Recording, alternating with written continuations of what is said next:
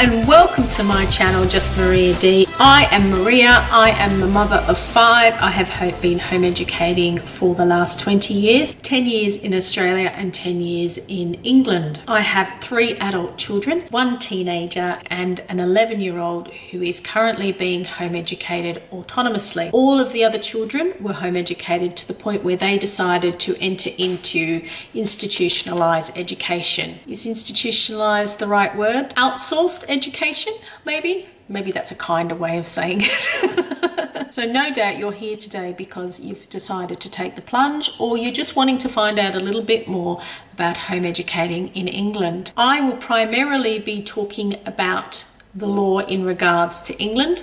It is slightly different for different parts of the UK. It is legal to home educate across the UK. Just how you do that and what's needed of you might be slightly different depending on where you live. So the laws in Scotland, Northern Ireland, Wales, the Channel Isles and the Isle of Man are all different to the laws in England. You should also be aware that if you live in Southern Ireland, then the laws of the UK do not apply to you, and you will need to do some further investigation about that. Firstly, what is home education? To look at this, I'm going to have a look at the Education Act of 1996. It is from Section 7 of the Education Act, and it says, and I'm going to read it for you, "The parent of every child of compulsory school age shall cause him to receive an efficient full-time education suitable to his age, ability and aptitude, to any special needs that they might have, either by regular attendance in school or otherwise." Home education falls into the section of otherwise. You have 2 choices in this country: to send your children to school and outsource the education that way, or to educate them otherwise. How you decide to home educate is really going to depend on your family and what works best for you and your children. There are all kinds of approaches to home education. You do not just have to follow the national curriculum. The way people home educate are as diverse and as different as the families who choose to do it. So what is your legal requirement as a parent? Well, really, it's to educate your children. Deciding whether you're going to do that by sending them to school or by educating them otherwise. So first things first, whether you are deregistering or not sending your children to school will determine the process that happens there. If you have children that are in school and you are looking to home educate, then you need to deregister, and your school will then deregister them with the local authority. You don't have to do anything other than deregister your child. A school's legal responsibility is to deregister you from the local authority as being in school. That is really where your obligation stops. Now, this might be different if you have children that have SEN or are under social workers or have a little bit left of centre provisions being made for them. Generally, for most parents, this is what's required. Do you need to tell your LA that you are home educating? No, you don't. The school should do that for you. If you are a parent whose children have never been to school, you're not legally required in England to let the LA know that you are home educating. There is no legal requirement of them to register you, and there is no legal requirement currently for them to monitor you. The second layer is to work out how you're going to home educate. Ideally, working out how you home educate should come before deregistering your child. Logically, it makes more sense for you to have researched home education, to work out how you are going to do it, to work out what works best for your child, to have your child prepared for how home education is going to look in your household, and to perhaps, if you need to, start gathering some resources. Now, it's not going to be like that for everybody. Sometimes parents come at home education because they've just had enough. They are so frustrated and hurt by the system that they pull their children out of school. I personally wouldn't encourage a parent to make a knee-jerk reaction where it comes to home education. I would encourage people to read, to research, and to figure out a way forward. That, I think, is probably the best way of going about it. But I absolutely understand that not everybody has that option, especially where horrible things might happen to children. So what's the next thing to do? Regardless of whether you are in contact with your local authority or not, you need to work out a philosophy of education. You can't just decide to home educate and say, whoa, that's it. that's all we're doing. Whether your local authority ever sees that educational philosophy or not is a totally separate issue.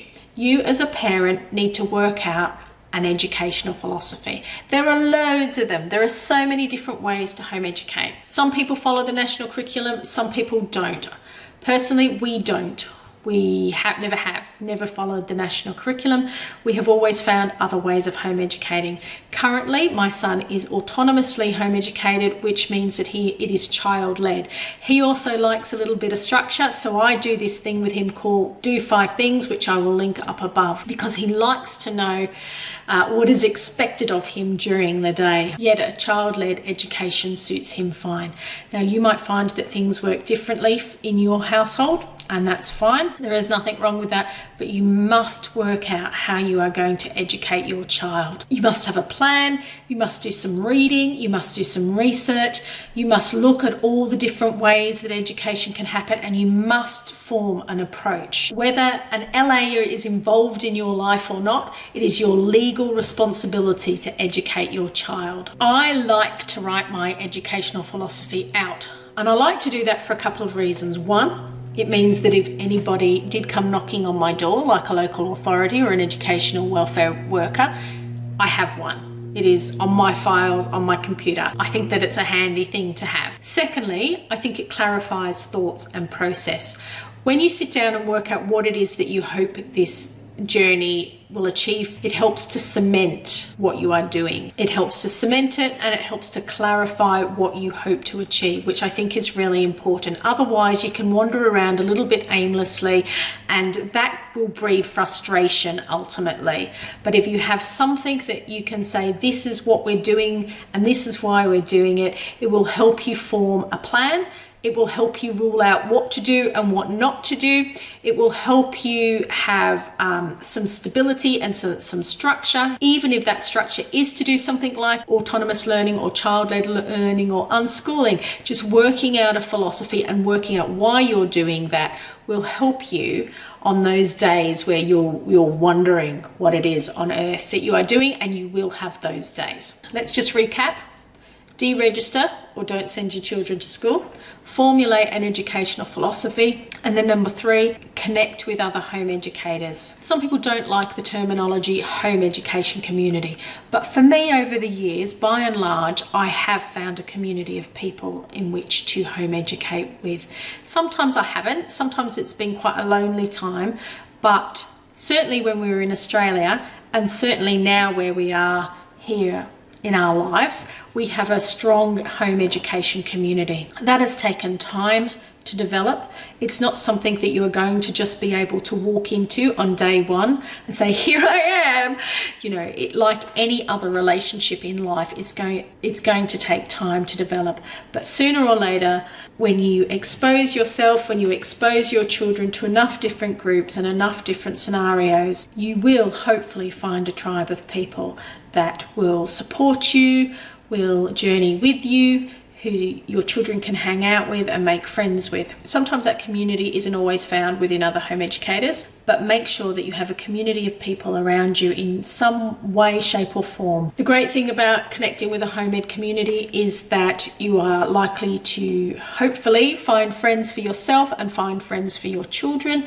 There are usually lots of different activities going on that you can connect with, both free and workshopy type ones. It could be that sometimes it takes a little bit more effort. There might not be a lot of home educators where you are. So I personally have found camps and trips away with other home educators to be really beneficial, because it has helped me cement those relationships and form deeper ones. But let me tell you, it will take work. It will take time, and it will take effort, and it will take energy, and it will take some vulnerability. So they would be my 3 things that you need to do now that you've decided to home educate, or as you move into that new home educating journey. Make sure you either deregister properly. If you've got children that are moving into compulsory school age but have never been to school, you don't have to do anything.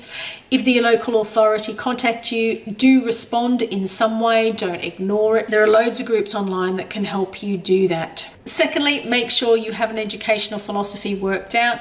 Please do work out how you're going to home educate. Do spend time researching it. Do read books, do read blogs, do watch videos. I find TED Talks have been amazing for helping me think through different ways of doing things, but do formulate an education philosophy. And thirdly, connect with the local community, or connect with community, and do try and find real flesh and blood people to home ed alongside. I've been Maria, you've been awesome, and thank you for watching today. Catch you on the flip side. Bye.